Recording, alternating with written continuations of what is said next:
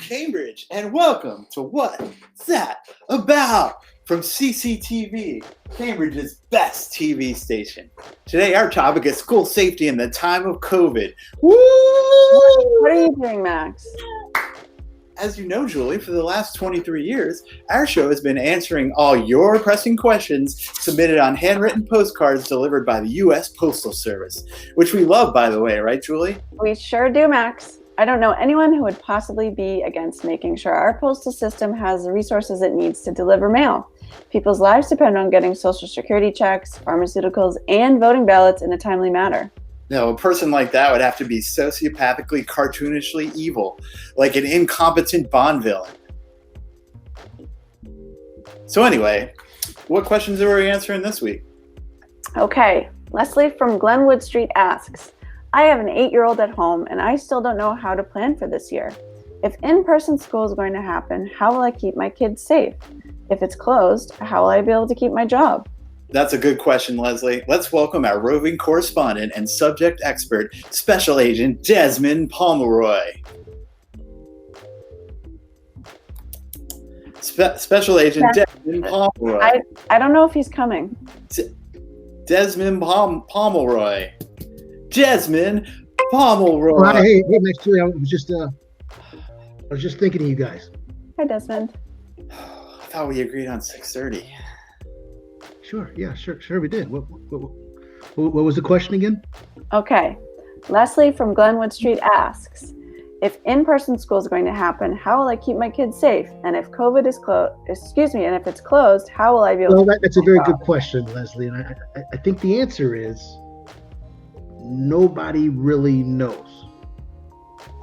But you're the subject expert, Desmond Pomeroy. I know, Max, but quite frankly, everything's up in the air right now. Here's what I can tell you. Where school is in session, the state plan says masks will be required for students and teachers. 3 to 6 feet minimum social distance at all times, use of potting, and checks before entering the school. But what's going on in Cambridge? Well, my very dear good friend Joe Curtatone in Somerville, he just announced that all schools will be remote until further notice. Yeah, we know you're really good friends with the Somerville mayor, but Leslie lives in Cambridge, so... Well, Cambridge Mayor Siddiqui and I have a bit of a tiff going back to our time in debate club at Brown. You see, I was on the pro side, but very controversial. Anyway, city manager has most of the real power anyway.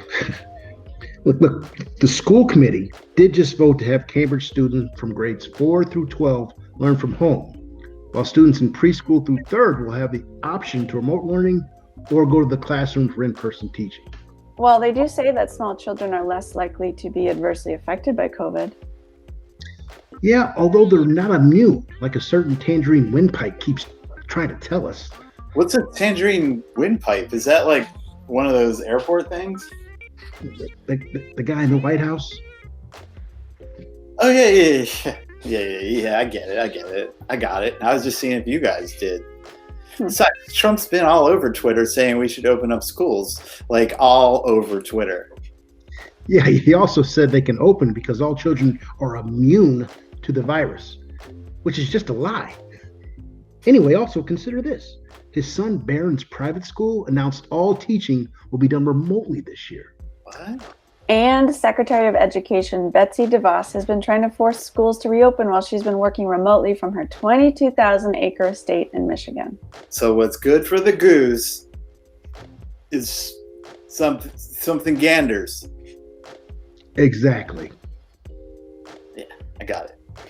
President's trying to trick people into sacrificing their children for the sake of his political future aside. What is Cambridge going to do for all the working parents who have to deal with children who ordinarily would be in school during the day?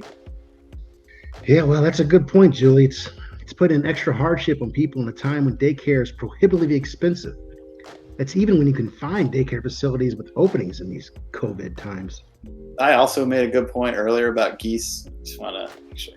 We know you did, buddy. See, Julie, I make good points all the time. Sure. Basically, the sitch is still fluid.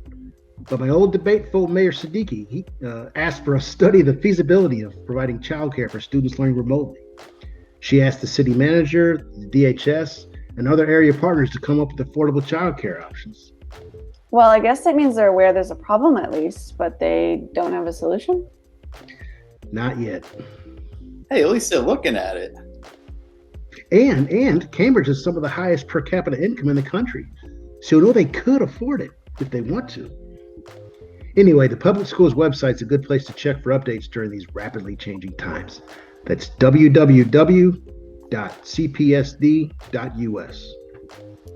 Well, thank you, Desmond. That's a lot of good information, even if there aren't a lot of clear answers yet. Is there any other advice you have for Leslie from Glenwood Street? Embrace the mystery? Embrace the mystery. I've said too much. I gotta go. That was weird. Well, I guess that's all the time we have today. So until next week, we'll see you. What? Don't say it, Max. We'll see you first. Ugh. What? We'll see you first. It's going to catch on. It's going to be huge. Ketchup is a fruit, or is it a vegetable? No one can say, but it is very edible. Oh, ketchup.